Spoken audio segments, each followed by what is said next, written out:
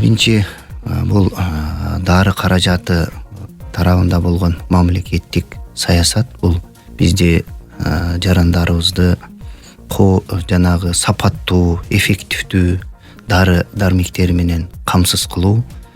Өзүңүз айтып кеткендей, бул дары дармектер өзгөчө талапка жооп бериш керек, жана көзөмөлдө туруш керек. Себеп бул дары каражаттары бул адам баласынын эң ыйык болгон ден соолугуна байланыштуу болот. Дары каражаттарын оорулуу гана киши ичет, себеп ошол бир оорудан айыгып кетейин деген максат менен. Анан ошол эле учурда дары каражаттары бул жанагындай айткандай легалдуу жол менен көзөмөл атайын фармацевтикалык уюмдарда сатыкка коюлуш керек. Дары каражаттарынын өзгөчө түрү жанагы врачтын рецеби менен жана врачтын рецеби жок бир эки түргө бөлүнөт. Бул эми кайсыл учурда дары каражаттары рецепт менен берилиш керек. Бул атайын эксперттердин тобу аныктайт. Себеп дары каражаттары организмге бир күчтүү таасир берген учурда биз атайын аларга статус беребиз. Бул рецепт менен гана берилсин. Себеп врач гана анын кандай өлчөмдө, кайсыл убакта, кандай учурда ичилишин аныктап берет. Себеп биздин жарандарыбыз ушул нерсеге аябай көңүл буруш керек. Көпчүлүк учурда бул нерсе баягы фармацевтикалык уюмда иштеген адистер тарабынан дагы жанагы рецепт менен берилсин десе дагы берилип кеткен учур болуп жатат. Ошол себептен бүгүнкү замандын талабы бардык өнүккөн мамлекеттер жанагы цифровизация деп коебуз, санариптештирүү мезгилинде бул дары каражаттар системасындагы жүгүртүү көзөмөлү киргизүүнүн зарылчылыгы болуп калды. Себеп ушул жарандарыбызды сапаттуу дары каражаттарын камсыз кылууда бүгүнкү күндө ушул көзөмөл системасы киргизилди. Бул көзөмөл системасы биздин министрлик тарабынан, саламаттык сактоо жана өкмөтүбүздүн башчысы тарабынан контролго алынып киргизилди. Себеп бүгүнкү күндө бул айтып кеткендей мезгил талабы болуп эсептелет. Себеп жанагы бул ушундай нерсе экен, кээ бирки жарандар ушул жанагы акча табуу максатында дары каражаттарын бир контрафакттык жолдор менен жана туура эмес жанагы жолдор менен сатууга аракет кылат да.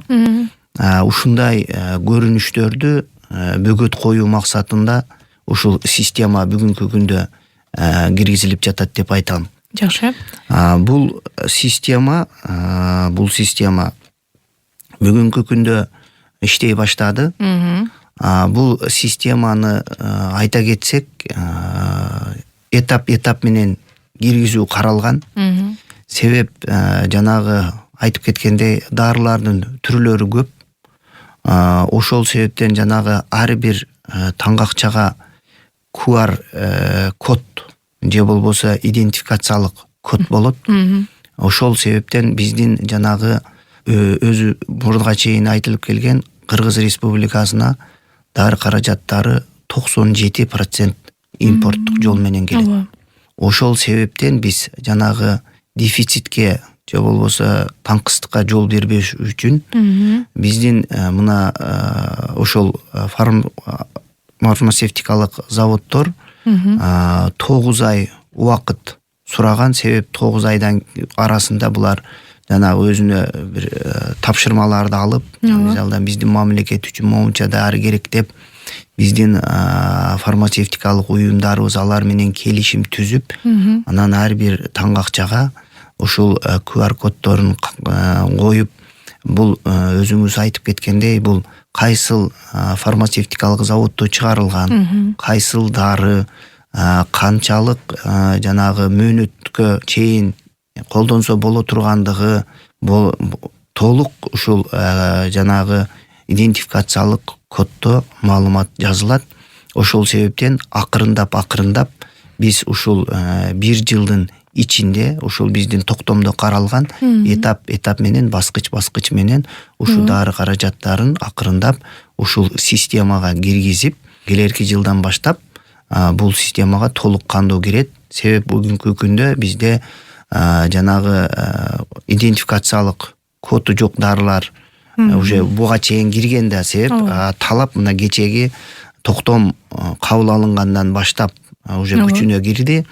Ошол себептен ушул дарылар ушул азыркы убакта биздин фармацевтикалык эмеде секторда, аптекаларда колдонулуп сатылып жатат.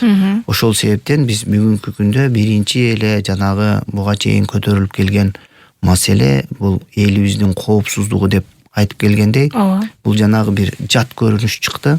Аптекалык наркомания деген. Ушул дары каражаттарын биринчи баскыч менен киргиздик биз. Себеп бул дарыларды биз өтө күчтүү көзөмөлгө албасак, жанагы кээ баягы биздин фармацевттерибиз ушул жанагы биздин талабыбызды аткарбастан, рецептке карабастан коюп жиберет экен аптекадан. Ушул биздин келечек муунубуз болгон жаш жеткинчектерди ушундай бир терс көрүнүштөн сактоо максатында биринчи баскычта биз ушул күчтүү таасир берүүчү дары дармектерди көзөмөлгө алдык. Демек, мына ушул дары дармектерге толугу менен психотроптуу дары дармектер деп коебуз. QR код менен ушул системага кирген экен биринчи кезектен болуп. Ооба, кээерки дарылар буга чейин алынып кирилгенде, ал дарыларды жанагы стикирование кылып базага киргизилди бул дарылар. Себеп бул бул система жанагы эгер мисалдан буга чейин бир 100 таңгакча келсе упаковка, анан алар базага киргизет бизде системага. Анан кийин эгерде фармацевт карайт да бул дары системага киргенден кийин айтат, жанагы рецепт менен берилиш керек деген атайын бир терезече бар да. Анан рецепттин номерин, анан кайсыл ооруга кеткендигин, жанагы идентификациялык код бар да.